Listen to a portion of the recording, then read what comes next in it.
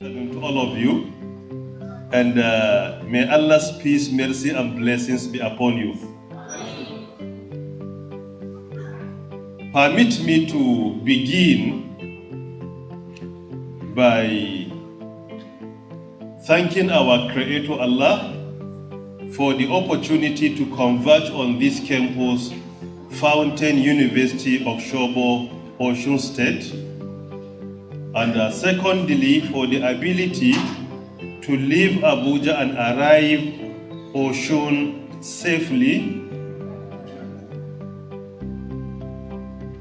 In addition also, I will begin by apologizing to you for my inability to be here on time.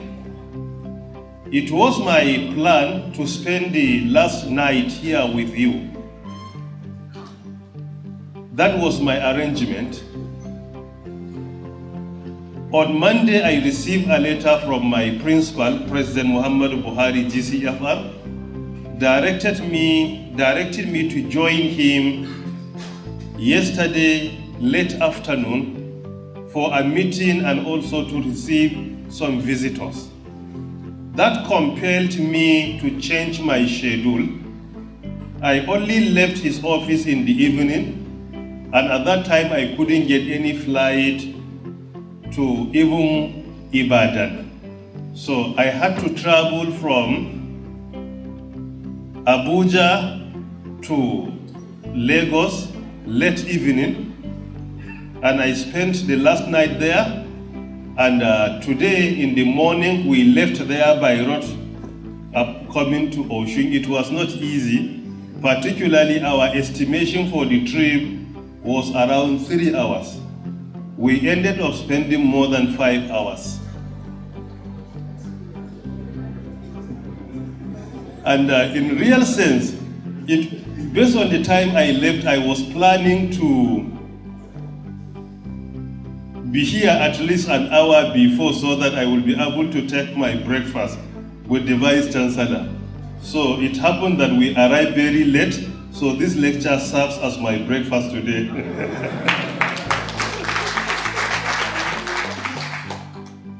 Furthermore, I also want to use the opportunity to appreciate the Fountain University Governing Council, management, Senate, staff and students, and most importantly, the Vice Chancellor who coordinated inviting me to come to this university for not only this lecture but interaction with our brothers and sisters, which to me is even more important than the presentation. I am really honored to be the first Nigerian to be invited for this distinguished series lecture, particularly 2022 edition. It is indeed an honor for me, Vice Chancellor. Up to the time I arrived on this campus, nobody has informed me that I was the first Nigerian to be invited. It was only during the introduction I overheard some of our colleagues here saying this was the first invitation. Then the facilitator of the event also repeated the same thing. I am really humbled and also honored, and I appreciate the Governing Council, the Vice Chancellor, management, staff, and students of the university. And it is on record that I'm the first Nigerian to be on this campus for this lecture. The topic given to me requires a minimum of 6 hours for presentation. And I believe we are not here for 6 hours. Digital economy, digital youth, and the imperatives of sustainable development for the 21st century. It may require 5 to 6 hours to address the topic extensively. However, because of time constraint, I would only make an attempt to touch some key components of what the topic is all about, and I do hope it will make us to appreciate the gist of my presentation. The topic, if you look at it carefully, it has 4 components. Component number 1 is digital economy. Component number 2 is digital youth. Component number 3, sustainable development. And component number 4, 21st century. These are the 4 components of the topic. I will explain each and every one of them superficially in the course of my presentation. In addition, the facilitator of the event, before I forget, read my citation, and based on my tradition, I'm always under pressure when my citation is being recited.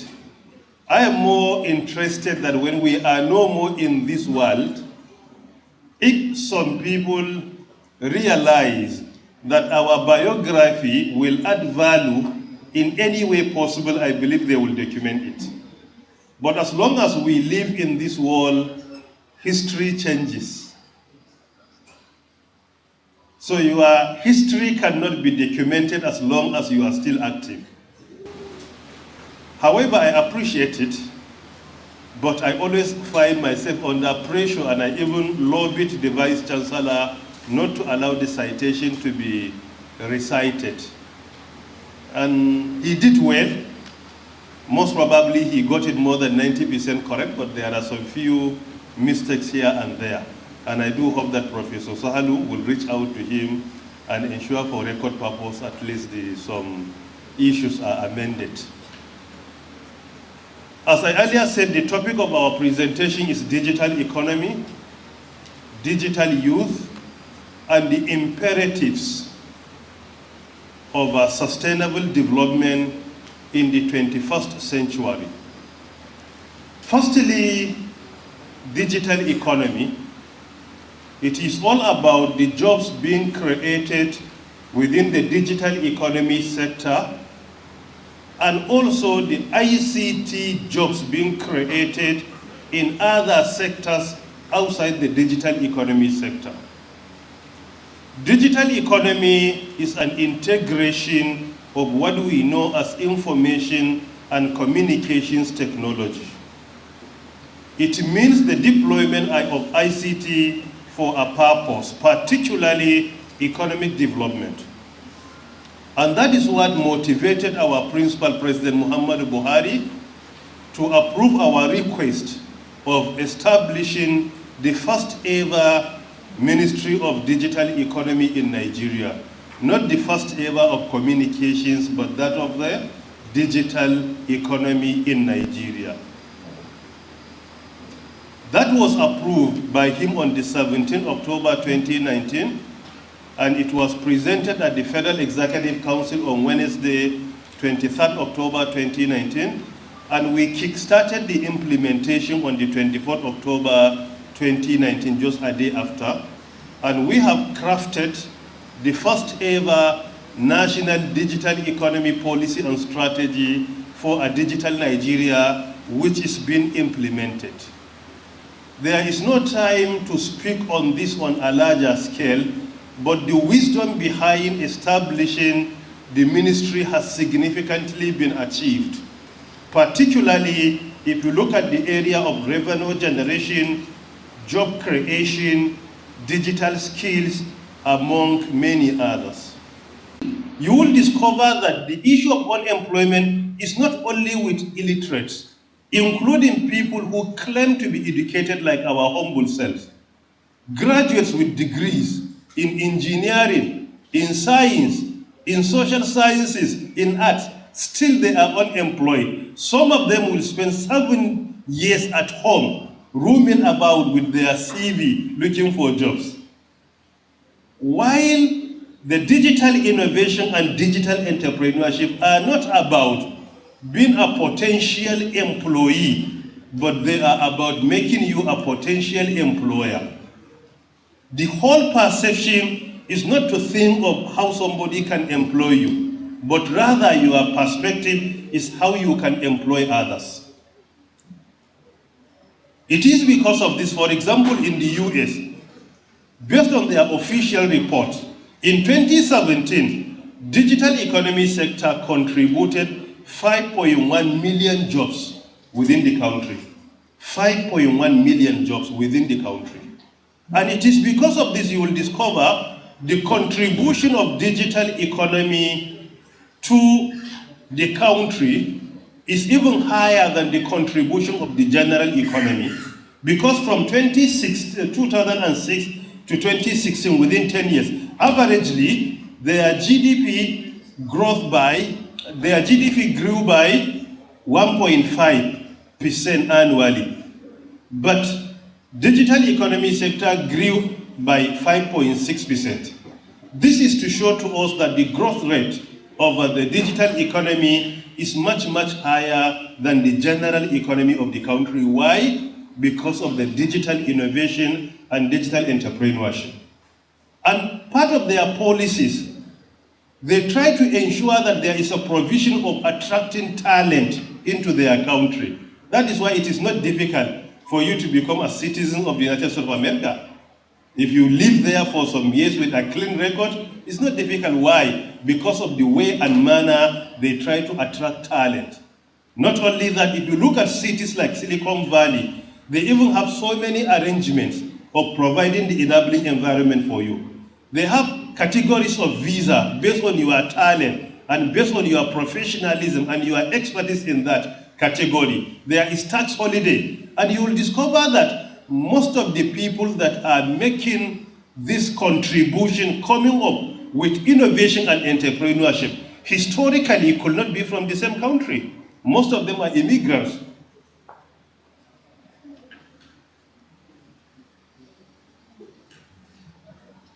China, again, is another example. If you look at what China has done in the last 40 years, it's really mind-boggling. 40 years ago, China was nothing when it comes to technology, when it comes to innovation and entrepreneurship. But they came up with an approach of embracing innovation. They embraced innovation, and they had been implementing that successfully. Today, they have turned things around.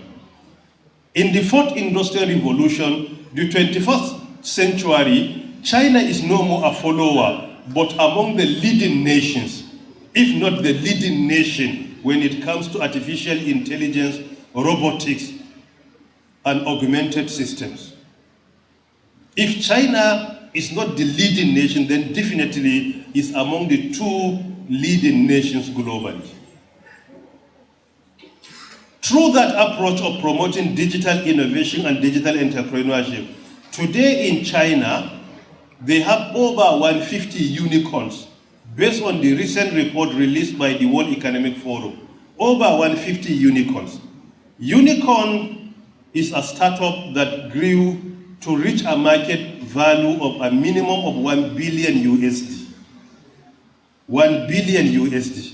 In the entire African continent, we have around 7 unicorns. But with all sense of humility, I want to say, out of these 7, around 5 of them originated from Nigeria. And 4 out of 5 attained this position only in the last 2 to 3 years.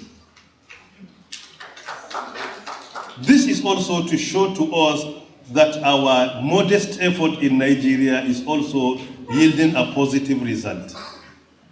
In China, within the digital economy sector, they have created 500 million jobs. 500 million jobs within that period of time. And they have converted their economy from manufacturing to a technology-based innovation economy. And if you look at most of the innovative systems coming up in the world, you'll discover that China is in the forefront, particularly artificial intelligence, robotic, augmented systems, 5G, among others.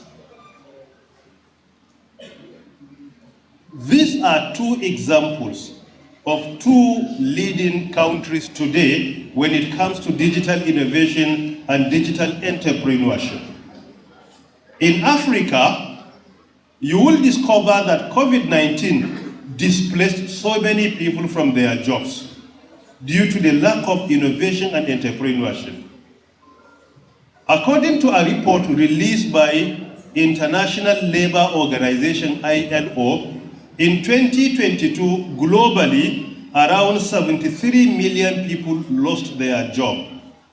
Why? Because of the pandemic and the impact of the pandemic on our economy. Most of the jobs that we do physically are being displaced either by systems or by virtual approach, or sometimes even freelancing. That employers do not need people to be in their offices or to be a full-time job or a permanent job. Most of them are freelancers today. And this has been contributing significantly to the economy of the developed countries.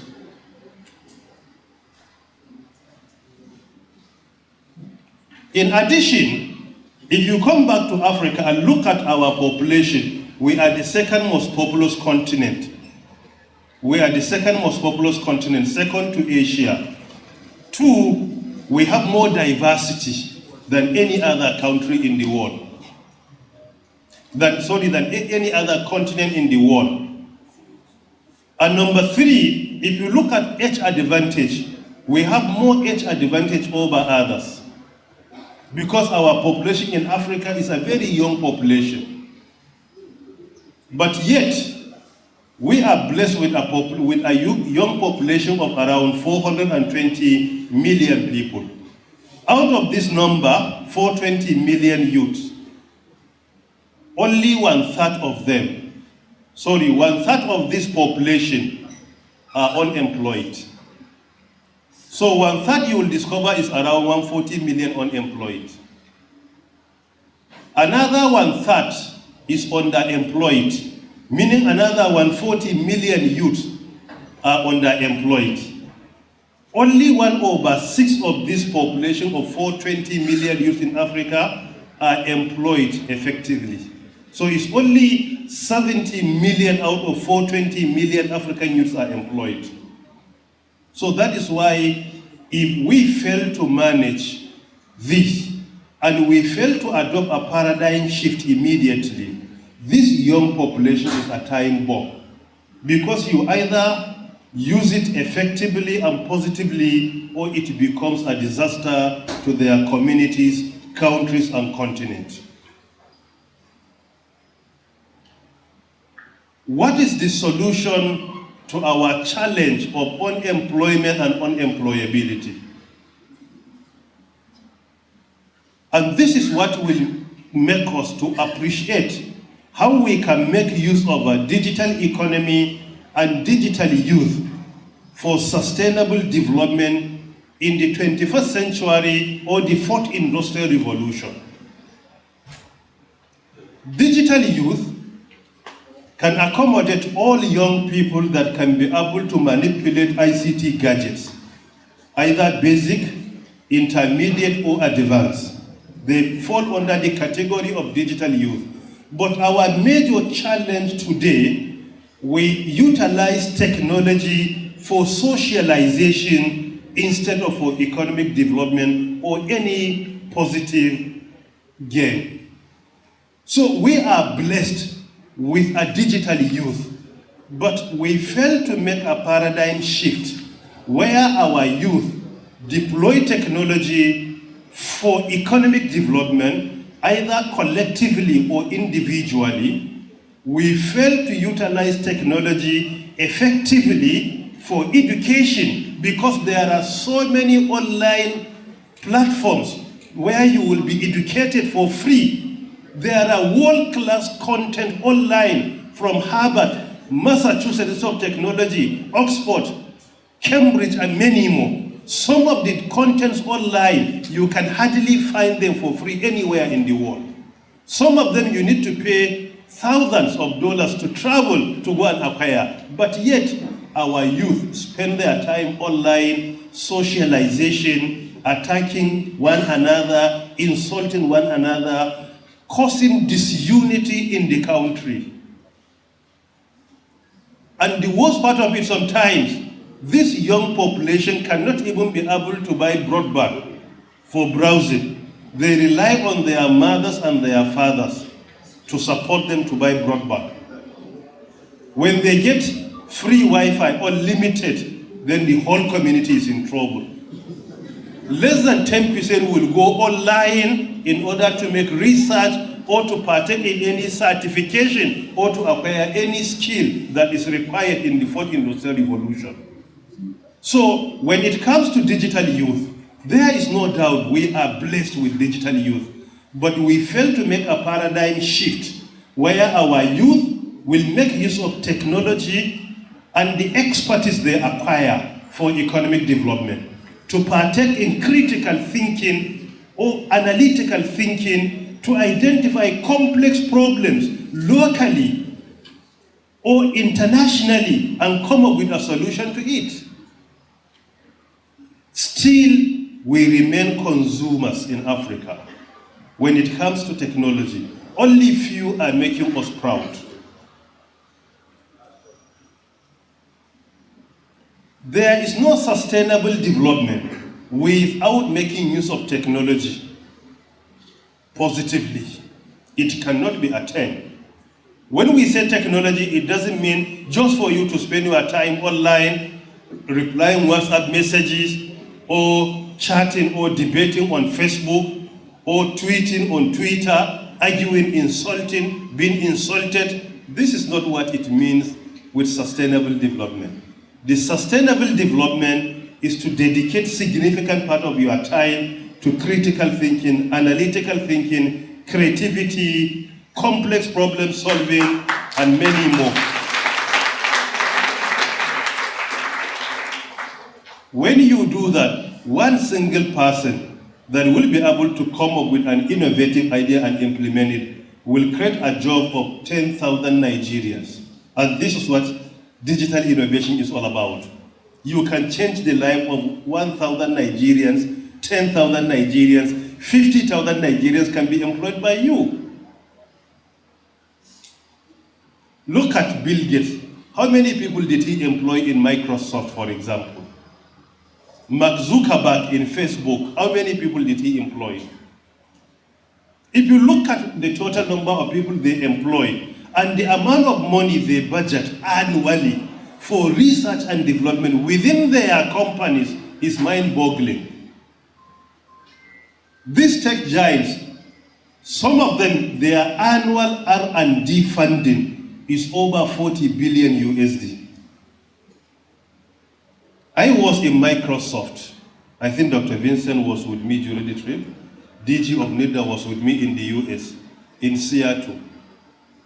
We visited many offices. If you see how young people were being recruited and employed, sitting down, partaking in critical thinking to come up with a solution that will address a complex problem globally is just amazing. At the time that most of our youth are online, insulting one another, attacking one another, rumor mongering, this is highly worrisome. So we need a paradigm shift. Whenever you take your technology, your ICT device, make sure before you leave it, it increases your knowledge. This is very important. In each and every area you are, you will discover that there is world-class content online. There are programs in YouTube online. There are courses where you can get certification that are being recognized globally, and some of them are for free. But because of lack of interest, most of our people did not know this. And the major challenge we are having in Nigeria and in Africa is the fact that our population growth is higher than our economic growth. If your population growth is higher than your economic growth, then by implication, the poverty level will be getting more severe. and more worrisome. What is supposed to be attained is to make sure your annual economic growth is higher than your population growth. So by implication, if you attain that, the population will continue to increase while they will become more comfortable. But if the population growth is higher than the economic growth, by implication, that population will continue to remain in poverty, and the poverty will continue to become more severe. And this is our challenge in Nigeria as a country, and our challenge in Africa as a continent. Why? Because it doesn't depend that government should come and tell you do this or do this. Try to come up with an innovative ideas. There are so many institutions of government that are willing to help. Some they provide scholarship, some they have tax incentive, some are willing to provide the enabling environment you need. But if you fail to start it, nobody will come and tell you, please wake up and do it. Nobody will say stand up and do it. It is your responsibility to kickstart so that you will be motivated, and this is indeed very important. The opportunities are there. Particularly in Nigeria, I have no doubt we have the talent. Secondly, we have many opportunities. These opportunities could not be locally, could be globally, because today, when you are addressing the issue of opportunities, don't look at that locally, look at it globally. So we have, but the problem, the talent fails to identify the opportunities globally and utilize them. So there is a mismatch between the priority of our talent and the opportunities available. And secondly, our system of education also should focus more on promoting innovation and entrepreneurship. Promoting innovation and entrepreneurship. I recall a course on entrepreneurship was introduced, so maybe 20 years ago or thereabout in Nigeria. But when the course was introduced, the same problem affected it. That is, the entrepreneurship was only theoretical. That is our approach. We focus more on theory. So even the entrepreneurship, an excellent concept was introduced, but it becomes a theory. You only read it, you memorize by heart. During exam, garbage in, garbage out, you get A, O, B, O, C, and you pass it. That is all. And this is our problem. If a course of entrepreneurship is introduced, you have to practicalize it. You have to put it into practice. That is very important.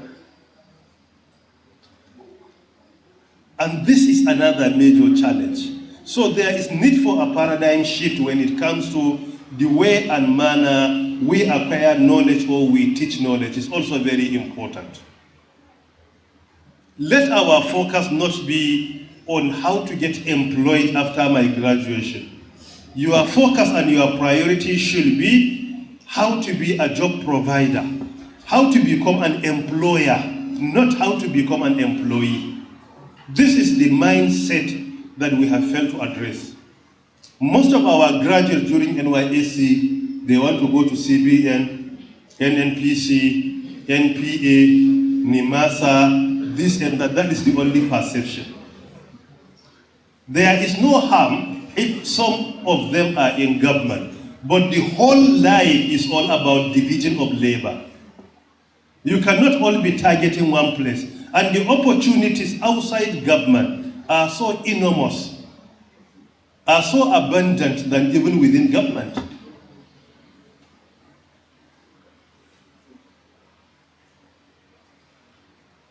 In some Asian countries, the developed Asian countries, if you go, you will discover that when there is an opportunity, less than 14% of their citizens apply for any government job. There is not their priority.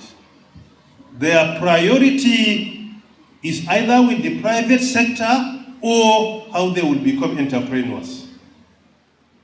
That has been their priority. But in Nigeria, we fail to make that paradigm shift. And we cannot attain sustainable development in the 21st century by focusing on government only. For example, our economy in Nigeria is a private sector economy. It's not a government sector, it's not a public sector economy. That is another major challenge. If you compute our national aggregate demand, the entire national aggregate demand of Nigeria, you will discover that in 2021, the private sector controlled more than 91%, while the public sector controlled less than 9%. While in 2022, if you look at it, the private sector controls more than 92%, while the public sector controls less than 8%. So there is no magic where you focus only on 8% on job creation, economic development, and neglect 92%. It cannot be possible. So the entire economy of our country is largely a private sector economy. It's largely a private sector economy. If you look at the percentage of government or public and private sector, I had a discussion recently with the leadership of the World Bank. They were mentioning that only 2 countries in the world are worse than our situation in Nigeria today. Only 2 that you will see they have lower contribution to national aggregate demand than Nigeria. If you look at our GDP per capita, it's less than $3,000 annually. GDP per capita. At the time, countries like Luxembourg, Singapore, Qatar, GDP per capita is around 116,000 USD. Industrial cities like Silicon Valley with a GDP of around 126,000 USD as GDP per capita.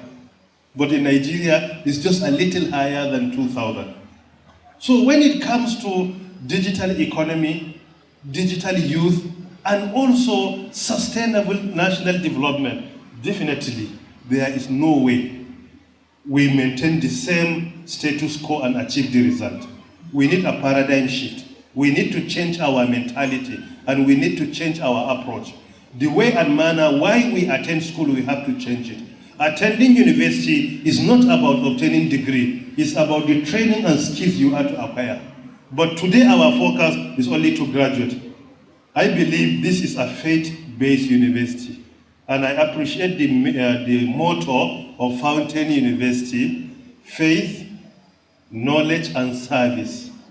This is encouraging: faith, knowledge, and service. But I believe if the Vice Chancellor is to announce that any final year student that is not interested in the training and the skills being provided will be given second class offer to graduate, I believe we will get at least 1 or 2 that are willing to leave the school and get the certificate. I don't want to say 10 or 20, but I believe we can get 1 or 2 that are willing to go. The actual reason of attending university is not just the certificate. Certificate is just a validation of the training you have gone through. You have gone through a training, so let us give you this paper as an evidence for you to present that you have attended our training in this university for this period of time. But instead of making the certificate to be just a validation as an evidence, so now the target is the certificate. If you teach a course and say to your students, please, students, I don't want to put you in trouble, and I know how life is difficult. I will not teach you. If you like to get A, after the exam you will get A, with the condition that you will not even come to the class. And if you come to the class, I will mark your booklet according to your performance. I believe you will get 1 or 2 students that are willing not to come so that they can get A and a platter of gold. So you see, we prioritize the paper at the end, not the training we are going through. This is another major challenge. And because of that, many of us, when they graduate, they will not be able to have the required skills, the prerequisites to think out of the box, come up with an innovative idea, and become entrepreneurs. They cannot do that. Why? Because the focus is only on the degree. So after obtaining the degree, any job that cannot be provided with this certificate, he cannot do it. Without the degree, he cannot live. And he cannot even take care of himself. We need to change that. If you look at the recommendation of Deloitte today, they recommended, as long as you are outside academia, the column of educational qualification is no more required. In many tech giants globally, they don't even need you to tell them which university you have attended.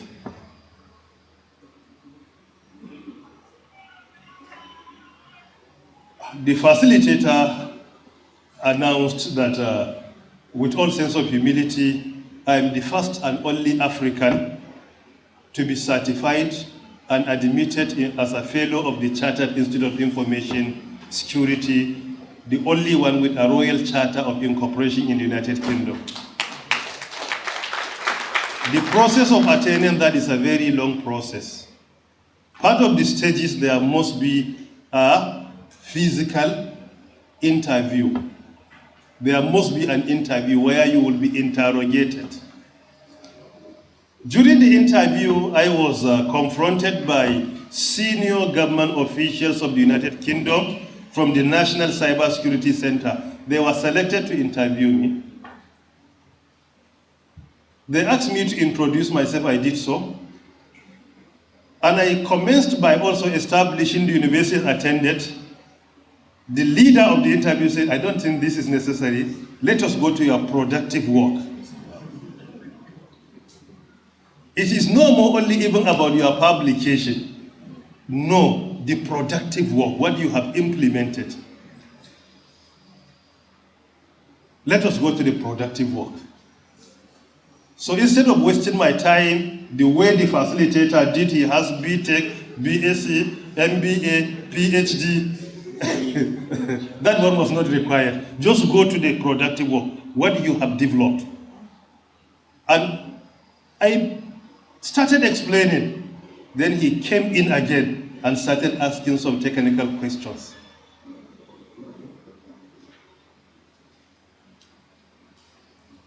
Almighty Allah was by my side during the interview. I was able to respond positively and to answer all the questions.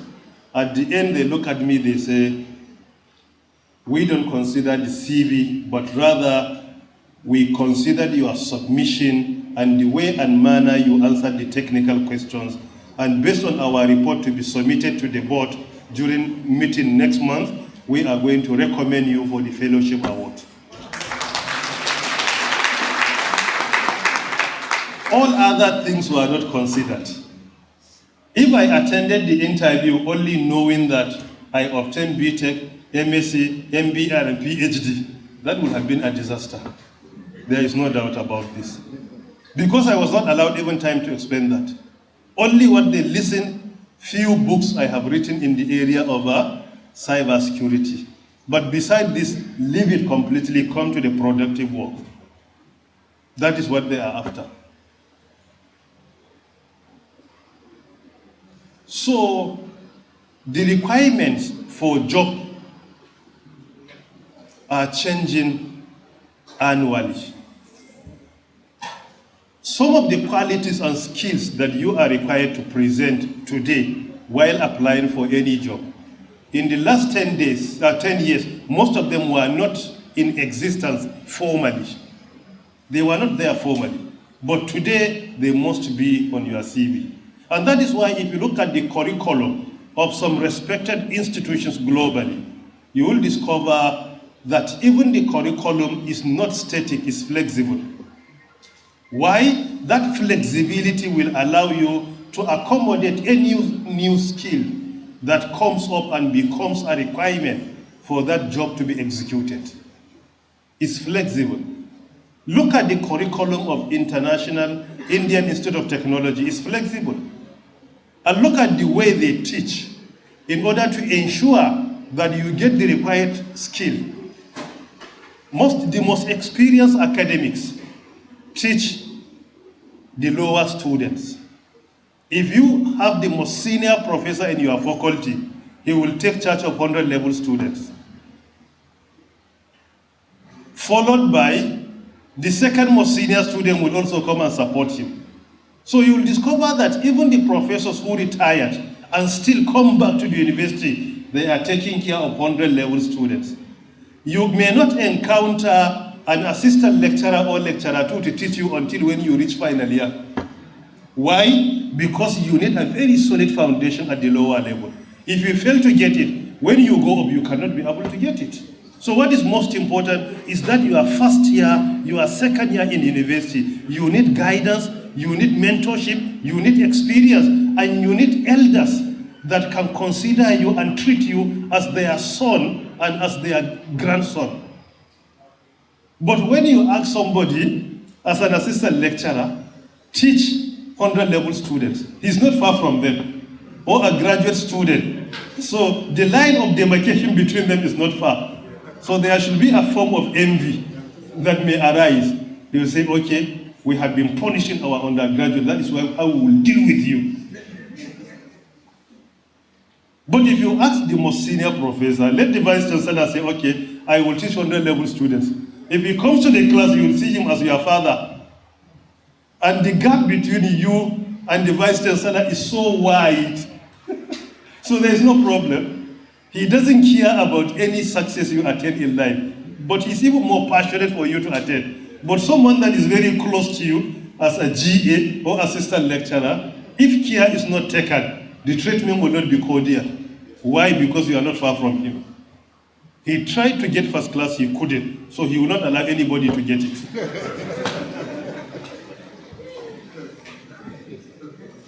So these are some of the challenges we are being confronted with.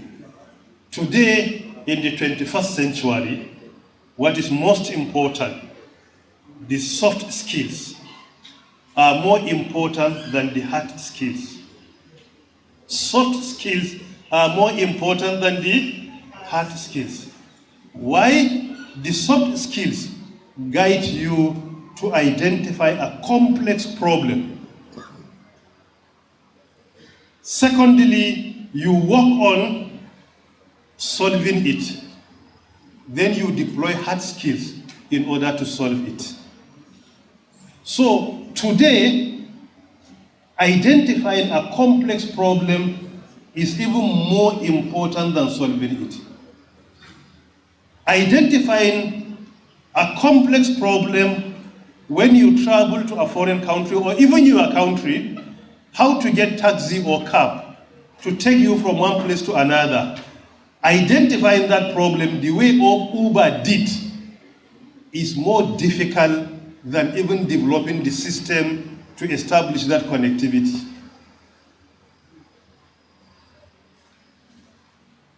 Jeffrey Bezos identified the challenge of a lack of direct connection between potential buyers and potential sellers. And he came up with his platform of Amazon on how to link potential buyers to interact with potential sellers. From the interaction, he will be able to get certain percentage.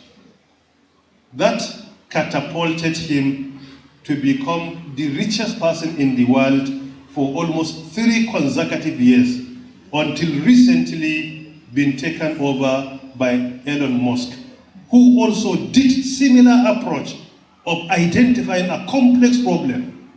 That is the major thing. If you identify the problem, you can engage many people to work under your team and implement it. But identifying the problem is the most difficult. And this is what the 21st century is all about. Not just to waste your time memorizing garbage in, garbage out, or just your focus is only to master programming languages. There is no harm in doing that. But you should focus more on critical thinking, analytical thinking, how to develop your team management skills, your creativity. These are more important. If you do that, that will lead you to develop a system or a solution. This is where you need hard skills. And there are many people that can do it for you. Today in the developed countries, because of how the first industrial revolution is, if you go to some developed countries like Finland, Sweden, Switzerland, and others, at primary level, primary one, children are being taught soft skills. And there is no even examination. Usually students do not write exam, children do not write. And there is no competition, but rather challenge. Because if it is competition, it causes rivalry between students or children. And secondly, if it is competition, your success is always in relation to the success or failure of your competitor. If two students are competing, he gets 50% and you get 51%, then you have defeated him. That 51% is only C. If your target is A, you cannot get it. So you should avoid competing with others, but try to adopt challenging yourself and setting new records. That is what is important. And this is what even makes some innovative companies, digital companies, to be successful, like Samsung today, like Apple today. All of them, they have adopted what is called exploitation, not to compete with anybody, but to challenge themselves. And part of their complex problem solving is they think of your problem, they think of what you need on your behalf, and they provide the solution before you realize that you need it. That is what they do. If you look at some of the applications you can download from Apple Store, from Google Store, whatever you think of, when you search, you will discover there is an application on it. Look at it. They thought on your behalf. They provided the solution because of that complex problem solving. It is only when you realize that you need it and you search for it, then you identify it. That is being proactive in exploration. In exploration. And this is what makes some companies to be less successful of recent, like Nokia. Nokia adopted exploitation instead of exploration. And if you look at their success so far, it's not encouraging if you compare them with Apple, Samsung, and others. So the 21st century is more of about soft skills, where we partake in critical thinking. You need more time to think. If you go to some companies, employers are being challenged by giving 2 hours or 3 hours weekly. Just isolate yourself, go and think critically. Identify a complex problem so that we can discuss how we can find a solution to it. It is true that free time given to staff for critical thinking, that an employee with Google came up with Gmail. Today, Gmail has over 4 billion accounts. And it's only through critical thinking of complex problem solving by an employee of Google that brought about Gmail today. So sustainable development in the fourth industrial revolution is not focusing more on the total number of theories I memorize, rather on the certificate or the class of degree I obtain. I am not undermining degree. However, what I'm emphasizing, degree should be only the validation of the school you have attended, but that should not be the priority and the preference.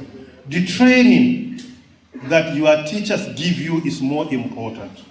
The skills you obtain, either formally or informally, because informal is also important. Because in the fourth industrial revolution, don't anticipate that each and every word your teacher must teach you. He only guides you. Teaching in the fourth industrial revolution, particularly at higher level, is all about mentorship.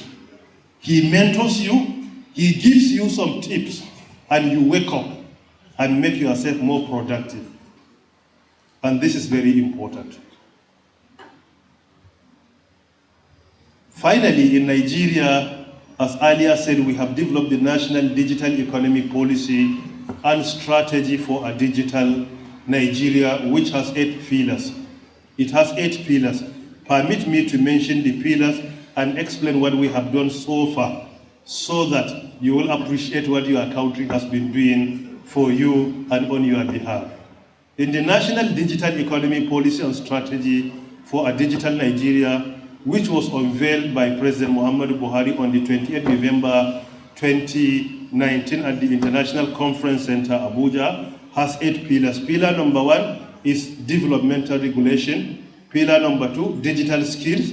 Pillar number 3, hard solid infrastructure. Pillar number 4, soft infrastructure. Pillar number 5, digital services, development and promotion. Pillar number 6 is service infrastructure. Pillar number 7 is digital society and emerging technologies. Pillar number 8, indigenous content development and promotion.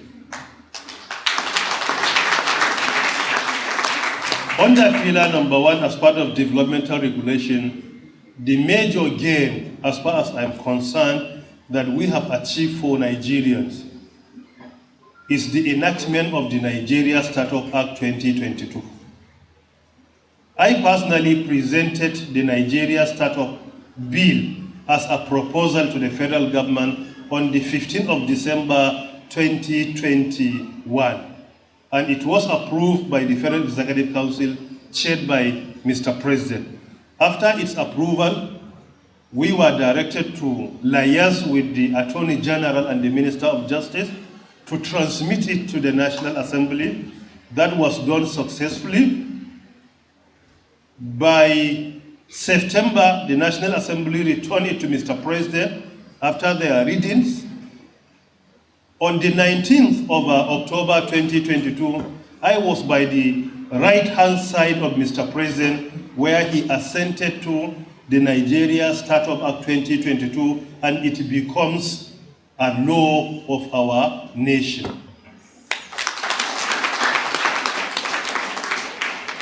This is a very important piece of legislation that many students, many young Nigerians fail to download and go through it and identify the benefits, the untapped opportunities. This law establishes the National Digital Innovation and Entrepreneurship Council to be chaired by the President of Nigeria. This is enough to show you how important that council is. If Mr. President happens to be the chair, where the issues of digital innovation and digital entrepreneurship are going to be discussed. And all other ministers that have a role to play in providing the enabling environment, like ministers of finance, industry, trade and investment, education and others, are all members. Vice President of Nigeria is a member. Minister in charge of digital economy is a member, and also the presiding chair in the absence of President and the Vice President. While the Secretary General, the Director General of NIDA should be the Secretary. Nigerian Communications Commission is a member. Federal Inland Revenue Services, all of them are part of it, in order to provide the enabling environment for our young innovators. In addition to private sector, academia are all represented. Nigeria Startup Act is a very important document. Yesterday I was, prior to our meeting with His Excellency Mr. President, Chief of Staff to Mr. President was telling me that he has been receiving many calls, many letters from other countries seeking guidance from Nigeria how to come up with this, with their own startup acts. And I have been being confronted, being bombarded with so many requests from fellow ministers. From Algeria, even this week, I have sent a representative to go and educate them about Nigeria Startup Act 2022, and they want to come up with the same legislation. I was in the Kingdom of Saudi Arabia. We had the same meeting with our friends there. Few weeks to becoming a law, I received an email from the Massachusetts Institute of Technology requesting me to make a public presentation to the university community in the US. MIT according to the QS World Ranking, is the best university in the world for 11 consecutive years in the whole world. But they have identified our effort in Nigeria. They sent an email officially requesting me to make a presentation to the university community and other stakeholders. How did you attend this? And we made the presentation. And they commended the effort of Nigeria for coming up with Nigeria Startup Act.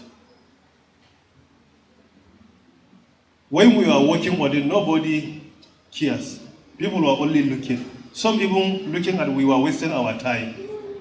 But this is an important legislation that any young innovator that wants to be successful should immediately leverage on it. Part of developmental regulation, we have established Nigeria Data Protection Bureau, which is being headed by the National Commissioner here with us, Dr. Vincent Olatunji, from your neighboring state, not far from Ekiti State. Nigeria Data Protection Development is part of our developmental regulation. Why? Because we want to build confidence.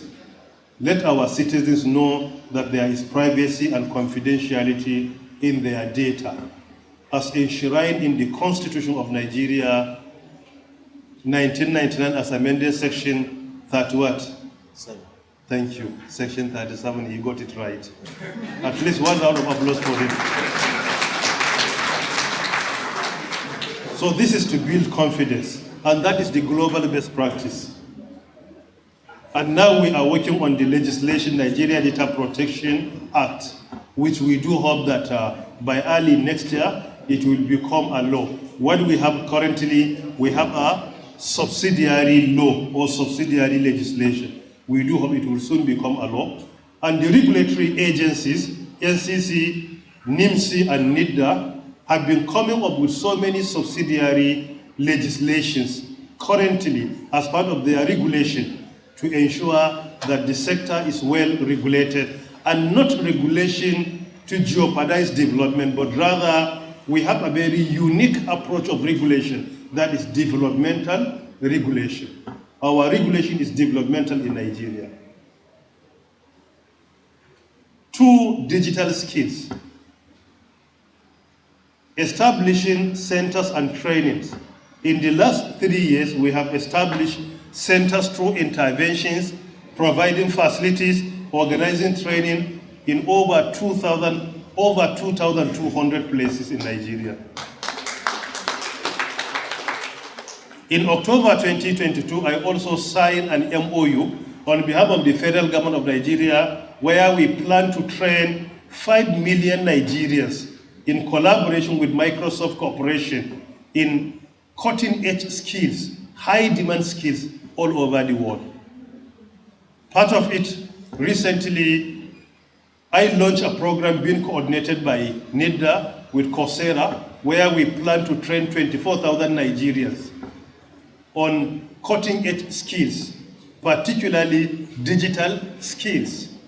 In addition to our MOU with Huawei, also where we plan to establish over 100 academies in Nigeria, particularly in our higher institutions of learning, and teach our students and provide the skills required to be successful in the 4th Industrial Revolution, the 21st century.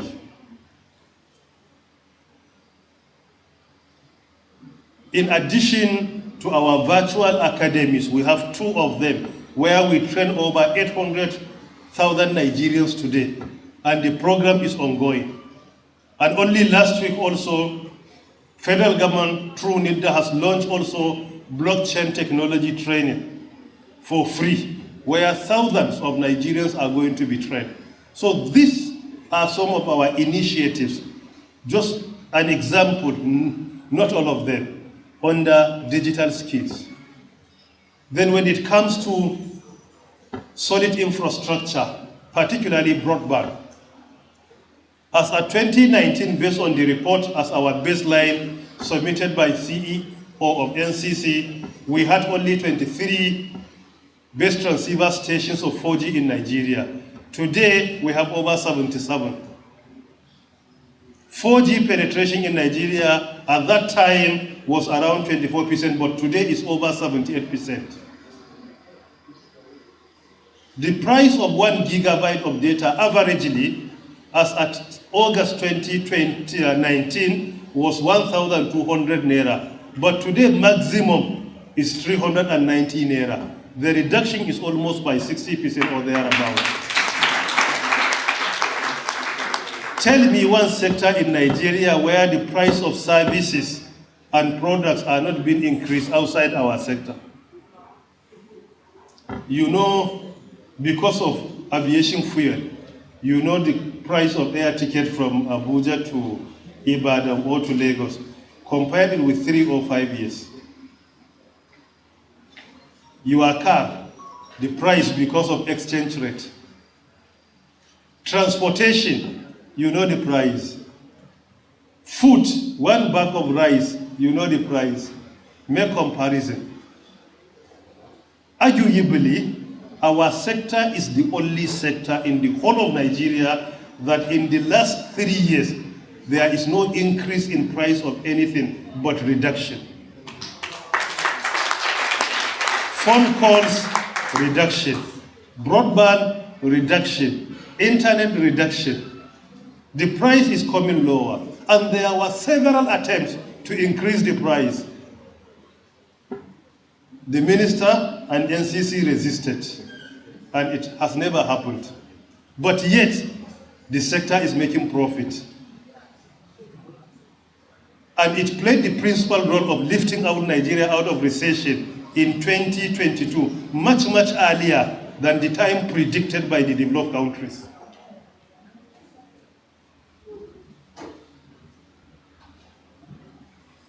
If there is one sector where the price is not increasing, please tell me.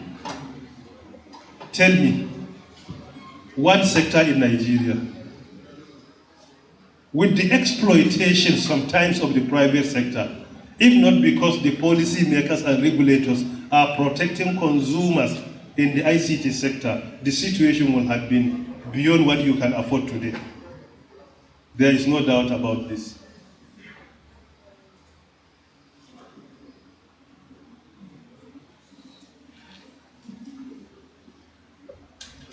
The same with digital services, the same with service infrastructure, the same with digital services. We have 1,001 initiatives and policies that have been implemented today.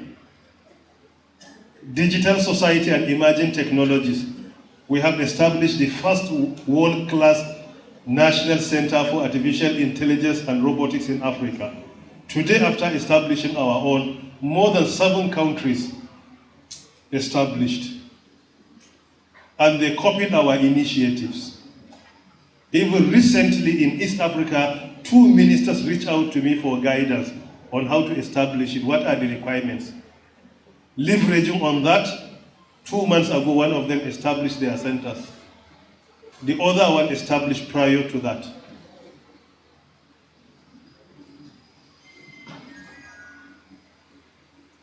And the blockchain training is part of emerging technologies.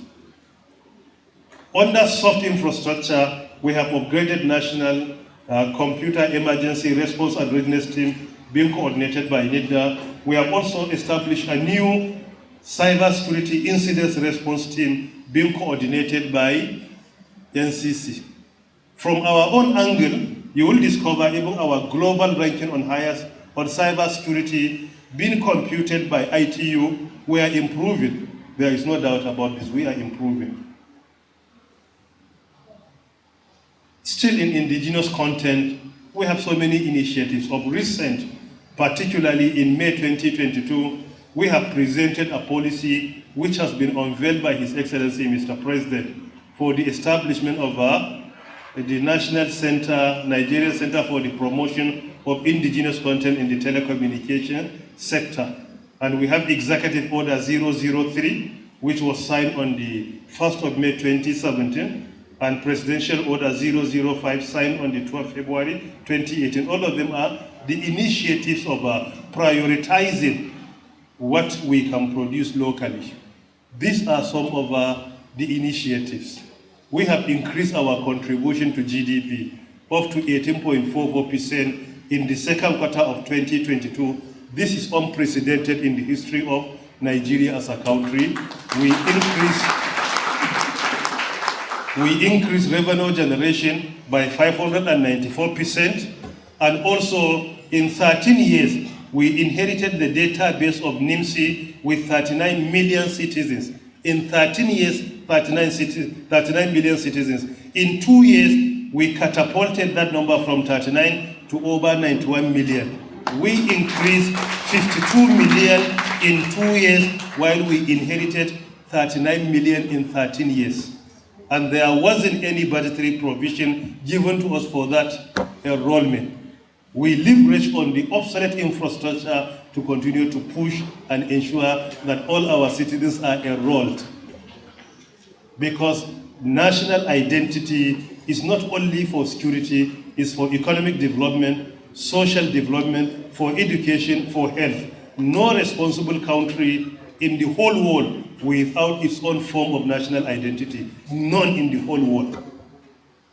These are some of the initiatives, and I do hope that the opportunities I have mentioned here, our students, while being in your classes, trying to get your first class, please also focus more on how to build your skills, particularly soft skills.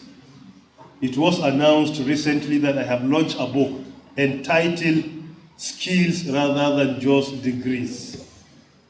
This book is not in any way underrating your certificate or your degree as long as you have the skills to defend it.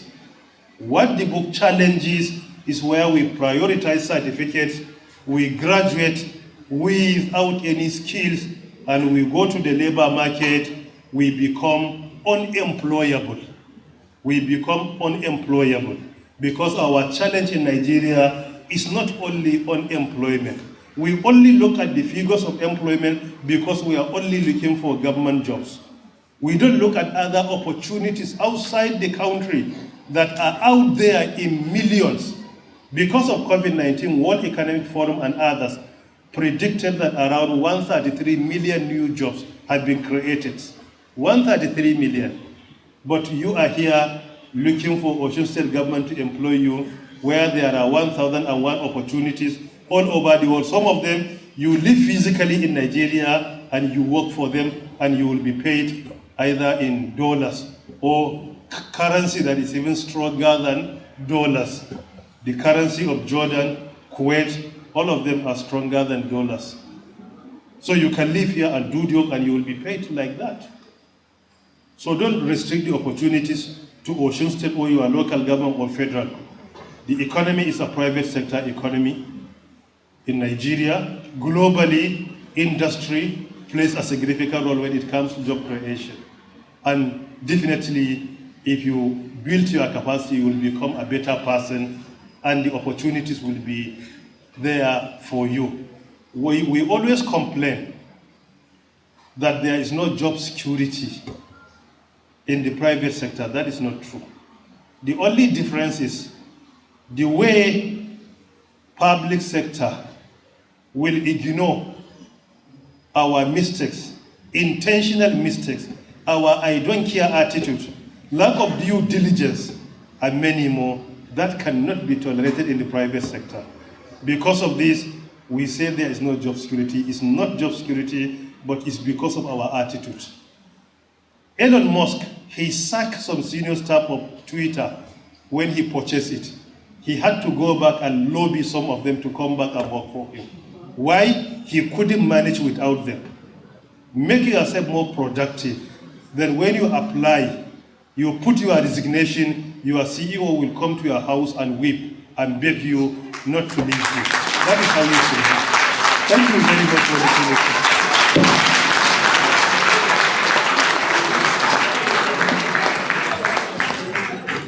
Ladies and gentlemen, let's appreciate Honorable Minister of Communications and the Academy. Thank you so very much. That was terrific. Thank you so very much, Honorable Minister. For every lecture, I want to believe people have expectations And at the end of every delivery, people must have what is the reality. So I like to say, like one of our reputable scholars would say, that the difference between expectations and reality is disappointment. But for this particular lecture, I want to believe the reality far exceeded our expectation. Again, please let's appreciate our honorable minister.